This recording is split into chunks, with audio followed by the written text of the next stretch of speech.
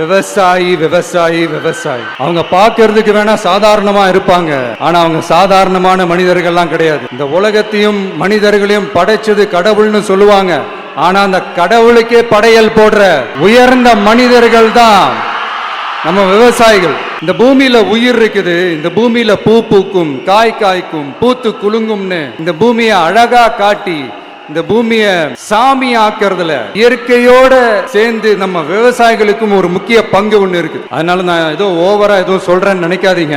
அடுத்த ஜென்மத்துல நான் ஒரு விவசாயி குடும்பத்துல பிறக்கணும்னு ஆசைப்படுறேன். எனக்கு விவசாயத்தை பத்தி டீட்டெயில்டா தெரியாதுதான், நான் ஒத்துக்கிறேன். அதனால மத்தவங்க மாதிரி நானும் டெல்டாக்காரன் தான் அப்படின்னு உங்க காதுல டால்டா ஊத்தலாம் நான் வரல. எனக்கு விவசாயத்தை பத்தி டீட்டெயில்டா தெரியலனா கூட அவங்க படுற கஷ்டங்களை பத்தி எனக்கு நல்லாவே தெரியும். நம்மளுடைய முதல் அரசியல் பயணம் தொடங்கினதே அந்த பரந்தூர் விஷயத்தை கையில் எடுத்துதான். அதனால நம்மளுடைய இந்த ஆட்சி அமைஞ்சதும் தீர்க்க வேண்டிய முக்கியமான பிரச்சனைகள்ல நம்மளுடைய விவசாய பிரச்சனைகளும் ஒண்ணு.